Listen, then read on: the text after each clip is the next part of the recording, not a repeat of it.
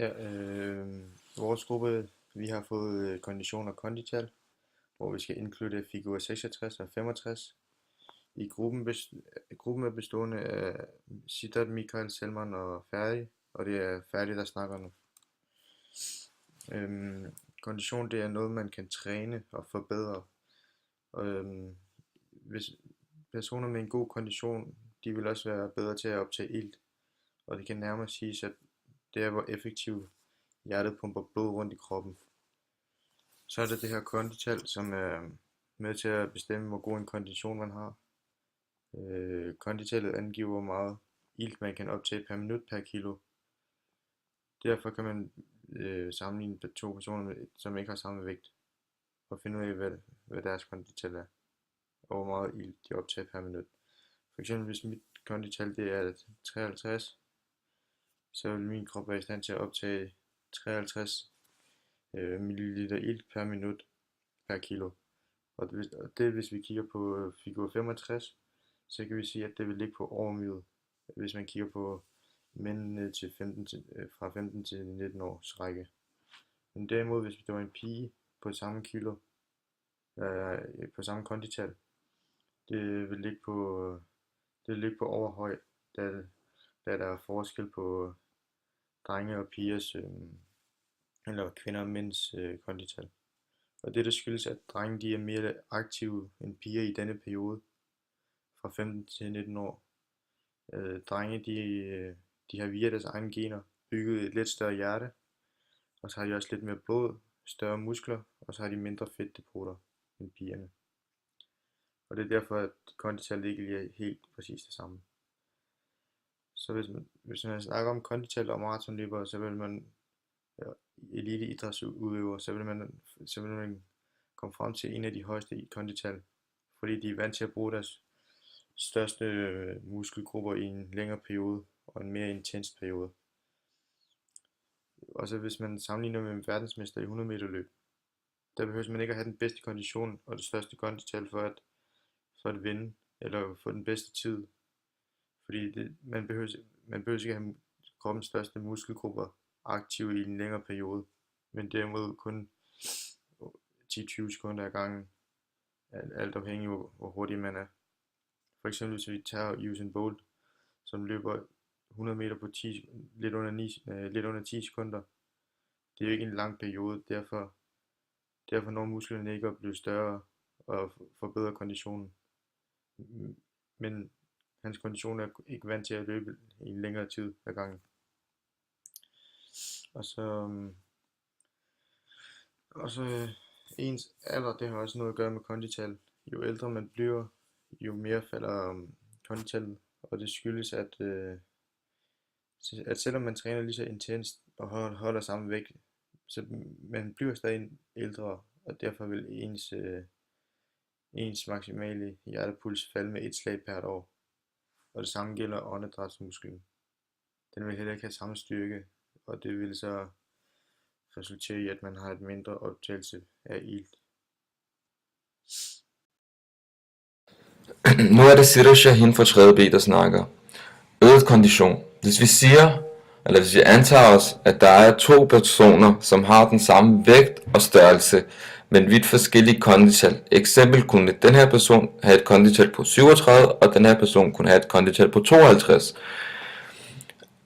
Hvorfor at de her to personer har den samme vægt og størrelse, men vidt forskellige kondital er, at personen med 52 har et stærkere og hurtigere blodkredsløb end den person, som har et kondital på 37. Den person med konditallet 52 kan arbejde sine muskler med 60% mere ilt, end hvad den her person, som har et kondital på 37.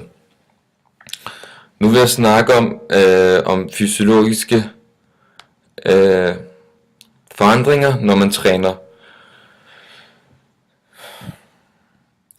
Det første er åndedrætsmuskler. Man får større og stærkere åndedrætsmuskler, der kan trække mere luft ind per åndedrætsdybde og øge antallet af åndedræt per minut af åndedrætsfrekvensen. Det øger faktisk transporten af ilt fra alveolerne over i lungekapillærerne. Det næste, det er stort og stærkt hjerte. Hvis man har et stort og stærkt hjerte, så har hjertet det meget nemmere og bedre ved at pumpe mere blod per slag. Men derimod er der en negativ ting ved det, eller det er ikke en negativ ting, men så bliver hvilepulsen lavere,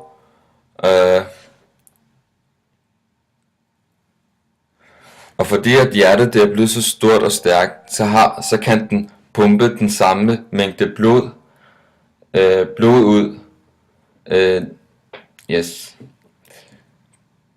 Det næste, det er bedre iltforsyning til de arbejdende muskelceller. Hvis vi har en veltrænet person, som får 1500 kapillærer per millimeter muskelvæv,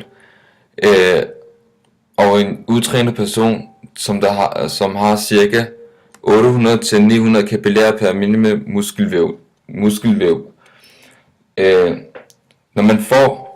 Når man træner, så sker der det, at man får et bedre iltforsyning til de arbejdende muskelceller, som jeg fortalte lige før, ikke? Og så kan man se forskellen mellem to personer, at den ene, som er veltrænet, kan arbejde bedre med iltforsyning, end den person, som er utrænet, som har et mindre kapillær, altså bare muskelvæv, end den veltrænede person. Det næste, det er myoglobin, som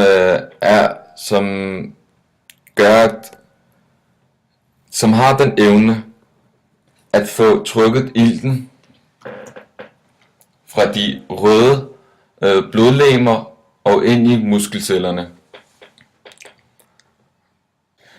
Enzymer, som driver respirationsprocessen, kan dermed en mere effektiv produktion af energi, altså ATP. Hvis vi snakker om kredsløbskondition, så kan vi sige eksempel ved vedvarende arbejde, så består en udfordring for ens krop, som går ud på at forsyne musklerne med ilt tilstrækkeligt hurtigt. I denne form, så altså lige her hvad der sker, det er at musklerne får arbejdet så hårdt, at det her, hvor de skaber deres ATP, og det sker ved respiration, og respiration, det kræver jo ilt. Det kan man se her. Hvis jeg lige gentager mig selv, så er det sådan, at ved vedvarende arbejde, så kan man lave en udfordring for kroppen, ikke? Og den, som går ud på, at man forsyner musklerne med ilt rigtig hurtigt, altså med ilt tilstrækkeligt hurtigt, og fordi musklerne under denne form for arbejde får deres energi, ATP, ved respiration, altså her, og respiration den kræver jo ilt. Yes. Jeg har jo ud fra alle de her ting snakket for figur 66, som jeg gerne lige vil vise jer her. Og det står i biologi i tiden. Altså biologibogen C. Nu vil jeg gerne snakke om, når man træner. Jeg har jo taget det her graf med, som kaldes for superkompensation, som er den reaktion kroppen får trænet på, og hvor kroppen efter en restitutionsperiode bliver forstærket, ikke? jo mere man bruger kroppen, bliver den stærkere. Og så får ens præstationsniveau, altså den bliver jo større, altså forbedret. Men når man snakker om den her graf, så kan man sige, at hvis man træner meget, altså på hver gang man træner, så bliver jo muskelcellerne slidte. Og det er sådan så, at de føler sig trætte og har brug for at restituere, ikke? Og det betyder, at kroppen den skal hviles. Og det er her, hvor man opbygger og forstærker cellerne. Altså de slidte cellekomponenter, ikke? Altså det betyder, at man får opbygget ens muskler ved at hvile sig efter en træning. Og det er nok ved, at man sover, ikke? Eller bare sidder ved sofaen eller noget. Nogle ting, altså sportsgrenlige, kunne man snakke om. Altså der var det her restitution, som jeg snakkede lige før. Slappe af efter træning og slidte cellekomponenter. Men for at dyrke, altså for at lave det her, kunne man eksempelvis tage til fitness eller dyrke motion. Nu vil jeg gerne lige snakke om motion, ikke? Og det er, først og fremmest skal man have den vilje til at opnå sig en god kondition. Hvis man virkelig gerne vil have sig en god kondition, så er man nødt til at have viljen først. Man skal have sig en træningsplan, at det jo er, at hvor mange gange om ugen man har lyst til, altså ikke lyst, men kan træne, at det bliver en væremåde for en, at man træner hver dag, og ikke at man sådan træner en måneds tid, og så den næste måned, så kan man ikke, fordi man er blevet for doven. Altså når man først har givet slip, så rører det hurtigt for en, og så har man det besvært ved at rejse op af sofaen. Men andre ting, hvor man kunne dyrke noget motion eller noget træning, kunne være gåture, rulleskøjter, cykle til skole og arbejde, og udover selvfølgelig egentlig at idrætsgrene som boldspil, svømning og gymnastik og dans. Jeg har ikke mere at sige, og det var Siddha Shahin. Hej, det er Salman Nusrat, der snakker nu, og jeg skal forklare om anabolske steroider. Anabolske steroider er en doping, der udvikler dine muskler på en hurtigere måde, det vil sige, at de restaurerer meget hurtigere, og anabolske steroider bliver brugt af især sprintere og vægtløftere og folk, der tager til fitness. Det er strengt forbudt at bruge doping i mange forskellige sportsgrene osv. Anabolske steroider er en fælles betegnelse for stoffer med kemisk opbygning og funktioner, der minder meget om det mandlige kønshormon testosteron, som vi har her. Stofferne de er specielt designet til at stimulere muskelcellerne til at producere mere muskelprotein, end de naturligt ville gøre efter en træning. Det sker ved, at hormonerne, ligesom det mandlige kønshormon testosteron, går ind i cellens arvemasse og aktiverer gener, der koder for muskelprotein.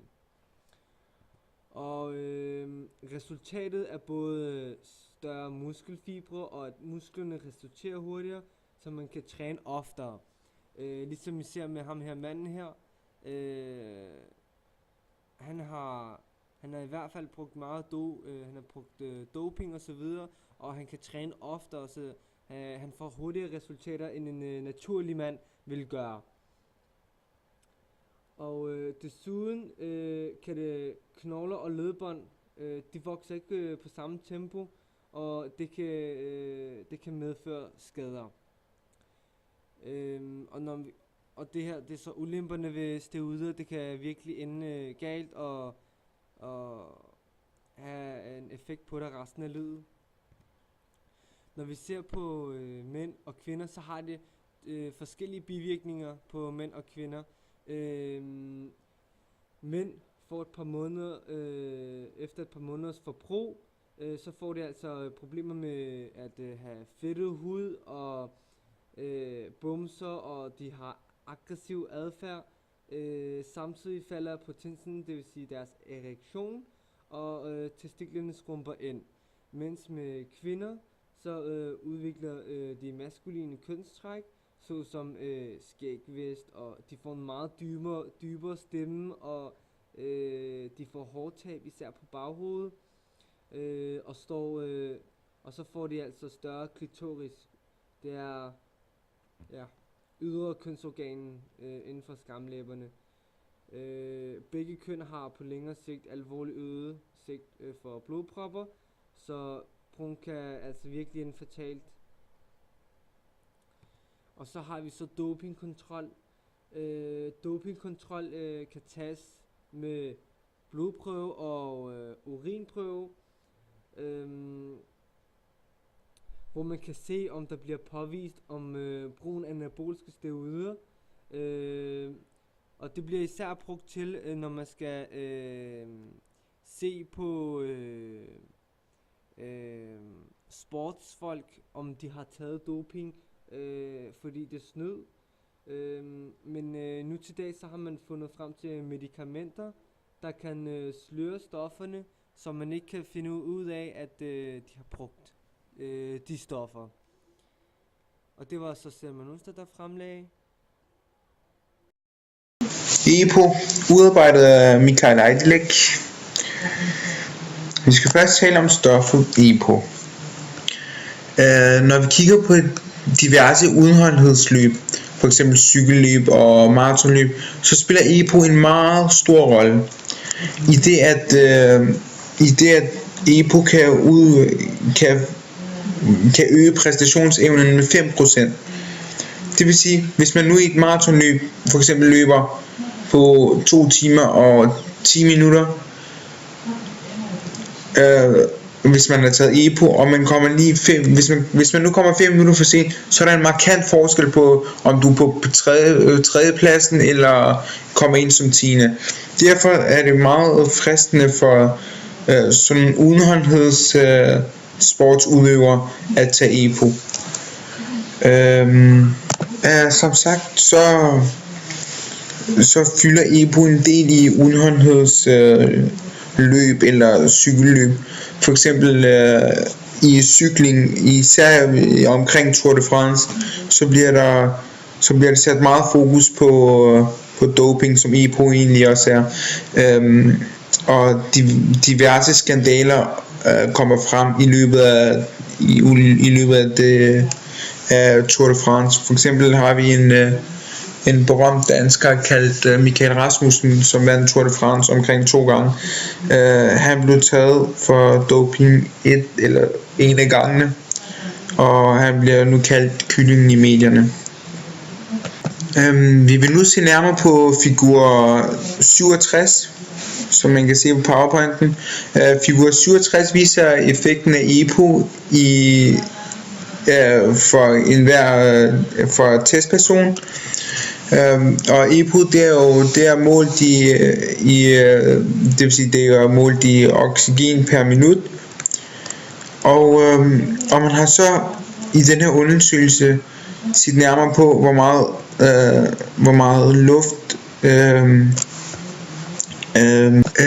meget luft der bliver indtaget, før den pågældende person har taget EPO, og hvor meget luft den pågældende person får efter at have taget EPO. Og så kan vi se en markant forskel i det, at iltoptagelsen stiger med 10%, og derved stiger præstationsevnen med 5%. Og da vi kan se, at linjen her, den det er tendenslinjen, og så kan vi se, at den er ligefrem proportionel. Det vil sige, ved 5%, så er den på y-aksen 5,5. Det vil sige, de variablerne er afhængige af hinanden. Nu vil vi se nærmere på, hvilken indflydelse EPO har på kroppen. EPO øger knoglemarvens produktion af røde blodceller, så mængden af blod stiger, og iltforsyningen bliver bedre. Det kan man også se på selve sportsgren, som er udenholdenhed, det vil sige iltforsyningen. EPO er også et hormon, som vores nyrer også selv producerer. Så vi vil se nærmere på, så det vil sige, der er en naturlig EPO, og så er der en kunstig, det vil sige under doping og så videre.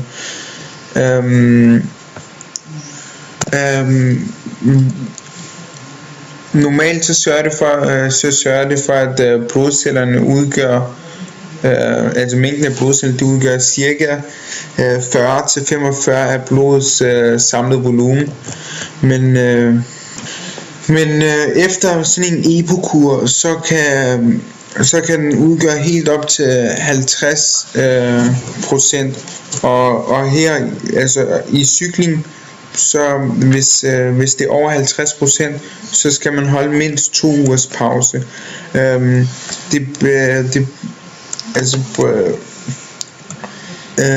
Det kaldes også